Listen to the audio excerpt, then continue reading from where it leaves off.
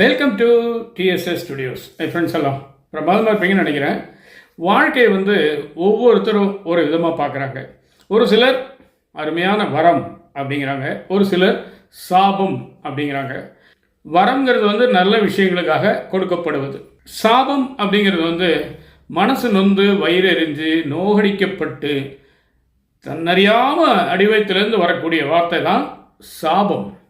அப்போது வரங்களும் பலிக்கலாம், சாபங்களும் பலிக்கலாம், அதற்குண்டான பலன் கிடைக்கலாம். ஆனால் ஒரு சாபம் வரமாக மாறுமா? ஆச்சரியமாக இருக்கிறது இந்த விஷயத்தை கேட்கும்போது. பகவான் ரமண மகரிஷியுடைய வாழ்க்கையில் நடந்த ஒரு விஷயம். நேற்று கோயம்புத்தூரில் கிக்கானி ஸ்கூலில் எப்போ வருவாரோ அப்படிங்கிற நிகழ்ச்சியில் கிருஷ்ணா ஸ்வீட்ஸ் அவங்க ஏற்பாடு பண்ணது. சுவாமி தத்தாத்ரேயர் அப்படிங்கிறவருடைய உரை நிகழ்ந்தது. அதில் ரமணரை பற்றி ஒரு செய்தி சொன்னார். ரமணருடைய இயற்பெயர் வேங்கடராமன். சாதாரணமாக ஒரு வீட்டில், ஒரு ஏழை பிராமணர் வீட்டில் பிறந்த ஒரு குழந்தை. ஒரு 2 அண்ணன் தம்பிகளுக்கு நடுவில் இவர் பிறக்கிறாரு. துறவரம் மேற்கொள்வாரா மாட்டாரா, இந்த அளவுக்கு பெருசாக வருவாரா அப்படிங்கிறதுக்கு உண்டான எந்த ஒரு அறிகுறியும் இல்லையாம்.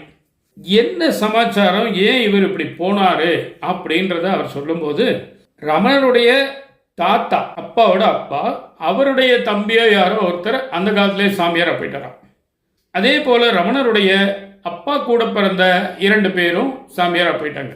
அது ஏன் இப்படி ஒரே குடும்பத்தில் தொடர்ந்து சாமியாரா போறாங்க அப்படிங்கிறதுக்கு ஒரு காரணம் இருக்கா.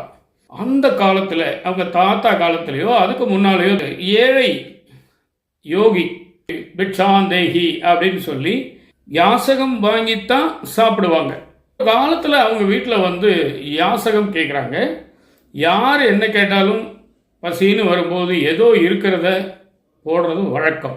இன்னைக்கு பாருங்க, ஏதோ ஒரு காரணத்தினால, ஏதோ ஒரு வேலையினால, ஏதோ ஒரு பரபரப்பில் இவர் வெளியில் நின்று அந்த யாசகம் கேட்டவரை இவங்க கண்டுக்கவே இல்லை.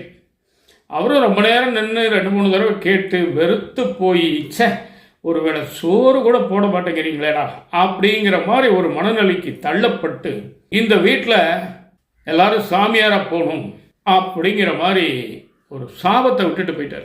இந்த சாபம் தொடர்ந்து வருது. தாத்தா காலத்தில் ஒருத்தர், அப்பா காலத்தில் 2 பேர், இவருடைய காலத்தில் யாரும் போகிறதுக்கு வழி இல்லை. 3 பசங்க இருக்காங்க, ஒரு தங்கை இருக்கா. ஆனால் சாமியாரா போயிடுவாங்க, ரிஷி ஆயிடுவாங்க, மகரிஷி ஆயிடுவாங்க, துறவரம் மேற்கொள்வாங்கங்கிறதுக்கு ஒரு கடுகளவு கூட அடையாளம் இல்லை. ஏன்னா அதுக்கு ஒரு தனித்தன்மை வேண்டும் இல்லையா, அந்த மாதிரி இல்லை. அப்போ அந்த சாபம் தீர்ந்து போச்சு போல இருக்கு, இனி யாரும் நம்ம வீட்டில் துறவரம் மேற்கொள்ள மாட்டாங்க அப்படிங்கிற ஒரு எண்ணத்துக்கு அவங்க வர்ற சமயத்தில் அந்த 3 பேரில் நடுவுள்ளவர் நம்ம மகரிஷி, ரமண மகரிஷி, வேங்கடராமன் என்ற பெயர் கொண்ட அந்த மகான் ஒரு நாள் துறவரம் பூண்டுட்டார். அப்போ அவருடைய சாபம் பலித்ததாகவே நாம் எடுத்துக்கொள்வோம். ஆனாலும் சாபம் இந்த இடத்திலே வரமாக மாறி இருக்கிறது. இல்லாட்டி இப்பேற்பட்ட ஒரு மகான் நமக்கு கிடைச்சிருக்க மாட்டார். விவேகானந்தருக்கு இந்த அளவுக்கு பேரும் புகழும் ஞானமும் கிடைச்சிருக்கு அப்படின்னா காரணம் யாரு?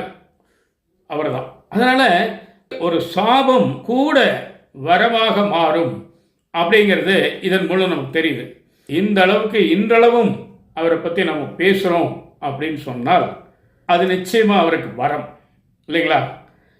இதிலேருந்து நாம் என்ன தெரிஞ்சுக்கலாம் அப்படின்னு சொன்னால், அவர் ஒரு விஷயம் சொன்னார். எதையுமே நீங்கள் தாட், சிந்தனை, எண்ணம் அப்படின்னு எடுத்தீங்கன்னு சொன்னால் உங்களுக்கு சரியாக வராது.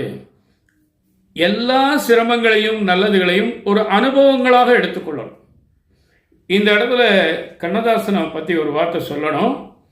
கடவுள் யார், எங்கே அப்படின்னு கேட்டதுக்கு அவர் சொன்னார், அனுபவம் தான்யா கடவுள். சுகமான அனுபவமா, அது ஒரு கடவுள்.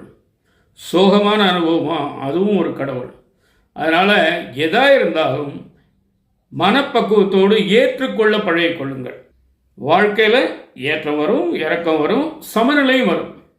அதே மாதிரி தான் எல்லா உணர்வுகளும் வரும். அறுசுவைகள் அப்படிங்கிற மாதிரி ஒரு மனிதன் படக்கூடிய எல்லா உணர்வுகளும், எல்லா சிரமங்களும், நல்லதுகளும் கலந்ததுதான் வாழ்க்கை. அந்த அளவுக்கு நம்ம போக முடியலன்னா கூட அவங்கெல்லாம் இப்படி இருந்திருக்காங்க, இப்படியெல்லாம் நல்லது நடந்திருக்கு அப்படிங்கிற எண்ணத்தில் இருக்கிற வாழ்க்கையை சந்தோஷமாக இருப்போம். அவ்வளோதான் எனக்கு விஷயம். நிச்சயமாக இந்த விஷயம் உங்களுக்கு பிடிச்சிருக்கும்னு நினைக்கிறேன். உங்கள் கருத்துக்களை எதிர்பார்க்குறேன். மீண்டும் அடுத்த எபிசோடில் சந்திப்போமா? அதுவரை உங்களிடம் விடைபெறுவது உங்கள் அன்பன் டி. சண்முக சுந்தரம், போத்தனூர், கோயம்புத்தூர். நன்றி, வணக்கம்.